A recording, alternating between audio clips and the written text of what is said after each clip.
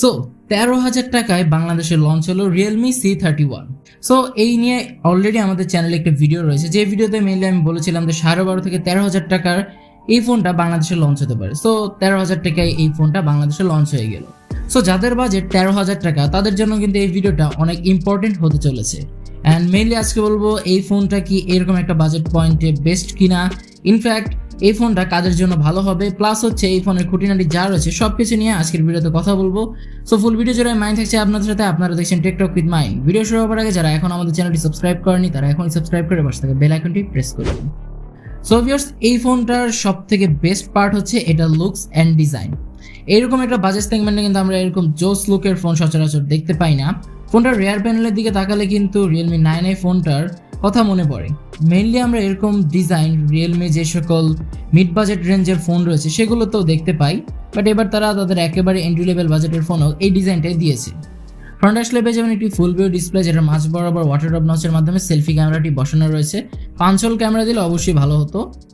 ফোনের রাইট সাইডে থাকছে এর পাওয়ার বাটন এবং ভলিউম কি রকার, এবং এর পাওয়ার বাটনে থাকছে এর ফিজিক্যাল ফিঙ্গারপ্রিন্ট সেন্সর। ফোনে আপনারা সকল প্রকার পোর্টস এন্ড বাটনস পেয়ে যাবেন। 3.5mm হেডফোন জ্যাক, বাট দুঃখজনকভাবে এখানে মাইক্রো ইউএসবি পোর্ট ইউজ করা হয়েছে। বাকি সবকিছুই মোটামুটি ঠিকঠাকই লেগেছে, বাট আমার কাছে অভিযোগ হচ্ছে যে 2022 সালে এসে মাইক্রো ইউএসবি পোর্টটা না দিলেই হয়তো ভালো হতো। তো যাই হোক, এই ফোনটা ফুললি প্লাস্টিক বিল্ডের একটি ফোন এবং ফ্রেমেও থাকছে প্লাস্টিক ফ্রেম। এর থিকনেস করা হয়েছে 8.4mm এবং এর ওয়েট হচ্ছে 197 গ্রাম। সো এই ছিল মোটামুটি লুকস অ্যান্ড বিল্ড কোয়ালিটি। আমার কাছে লুকস অ্যান্ড বিল্ড কোয়ালিটিটা এই একটা বাজেট সেগমেন্টে বেশ ভালো লেগেছে। এবার যদি ডিসপ্লে সেকশন নিয়ে কথা বলি, এই ফোনে থাকছে 6.5 ইঞ্চের HD+ রেজলিউশনের একটি IPS LCD panel display, and এর PPI ডেন্সিটি হচ্ছে 270, অ্যান্ড এর প্রোটেকশন হিসেবে থাকছে পান্ডা গ্লাস। মেইনলি এই প্রোটেকশনটা আমি এর আগে তেমনভাবে শুনি নাই। যাই হোক, এই ফোনটার ডিসপ্লে নিয়ে যদি আমি একটু কথা বলি, এরকম বাজেট পয়েন্টে হয়তো আমরা ফুল HD+ এর ডিসপ্লে সচরাচর দেখি না, অ্যান্ড এটাতেও সেই একই রকম HD+ ডিসপ্লে এখানে ইউজ করা হয়েছে। বাট এর ডিসপ্লে কোয়ালিটি আমার কাছে এই বাজেট পয়েন্টে বেশ ভালো লেগেছে। মোটামুটি ভালো একটা শার্পনেস এবং ডিটেলস ধরে রাখতে পারে, প্লাস হচ্ছে কালার অ্যাকুরেন্সি, সব কিছু আমার কাছে মোটামুটি ভালোই লেগেছে। অর্থাৎ যারা নর্মাল মাল্টিটাস্কিং করবেন কিংবা মিডিয়া কনজাংশন করবেন তাদের চলার মতো একটি ডিসপ্লে। পারফরমেন্স সেকশনে যদি কথা বলি, এই ফোনে থাকছে Android 11, যার ব্যাকএন্ডে থাকছে Realme UI 2.0। এর চিপসেট হিসেবে থাকছে UniSoC Tiger T612, যা একটি 12nm বেস্ট অক্টা-কোর প্রসেসর এবং ক্লক স্পিড হচ্ছে 1.8 GHz। জিপি হিসেবে থাকছে Mali G57। সো আপনাদের অনেকেরই এর চিপসেট নিয়ে কমপ্লেন থাকতে পারে, বাট পার্সোনালি আমার কাছে যেটা মনে হচ্ছে যে এমন একটা সময়, যে সময় এসে চিপসেট শর্টেজ চলছে সারা ওয়ার্ল্ড ওয়াইড, সেই সময় এই চিপসেটটা একেবারেই খারাপ বলা যায় না। বাট অবশ্যই যদি তারা মিডিয়াটেকের কোনো চিপসেট ইউজ করতো, অর্থাৎ Helio G35 কিংবা অন্য কোনো চিপসেটও যদি ইউজ করতো, সেই ক্ষেত্রে হয়তো আরও ভালো হতো। বাট এই চিপসেট নিয়ে যদি বলতে হয়, এন্ট্রি লেভেল যে সকল গেম রয়েছে সেগুলো আপনারা বেশ স্মুথলি খেলতে পারবেন, প্লাস হচ্ছে মাল্টিটাস্কিং এর ক্ষেত্রে বেশ ভালো একটা পারফরমেন্স পেয়ে যাবেন। অ্যান্ড এর যে 464 ভ্যারিয়েন্ট রয়েছে সেটা যদি আপনারা নেন, সেই ক্ষেত্রে ব্যাকগ্রাউন্ডে বেশ কিছু অ্যাপস রানিং করেও আপনারা ফোনটা বেশ স্মুথলি চালাতে পারবেন।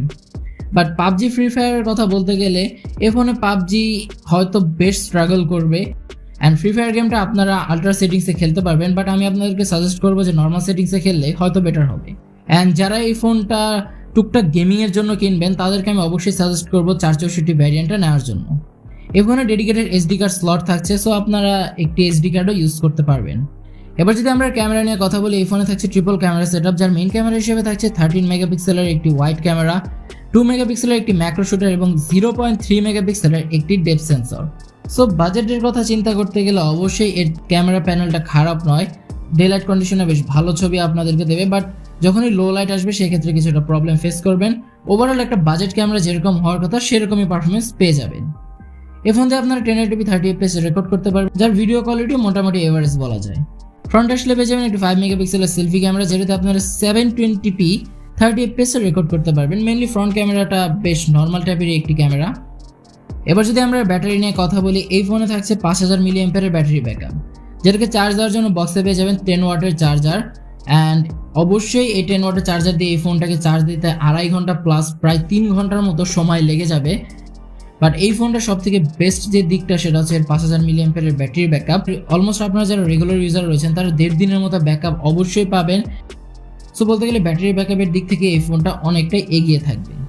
সো এই ছিল ফোনটার ফুল স্পেসিফিকেশন। আমাদের চ্যানেলে অলরেডি এই ফোনটার একটা ফুল রিভিউ দেওয়া রয়েছে, আপনারা এই ভিডিওটা শেষ করে সেই ভিডিওটা দেখে আসতে পারবেন, সেখানে আমি ইনডেপথ আলোচনা করেছি। তো এবার যদি এই ফোনটা কাদের জন্য সেই ক্ষেত্রে বলি, অবশ্যই এই ফোনটা যারা রেগুলার ইউজার রয়েছেন তাদের জন্য বেস্ট হবে, প্লাস হচ্ছে যারা টুকটাক মুভি টুভি দেখেন, ইনফ্যাক্ট মাল্টিমিডিয়া কনজাকশন করেন, তাদের জন্য এই ফোনটা ভালোই হবে। বা যারা একেবারে হার্ড লেভেলের গেমিং করেন তাদের জন্য অবশ্যই এই ফোনটা না, টুকটাক গেমিংয়ের জন্য ফোনটা মানা যায়।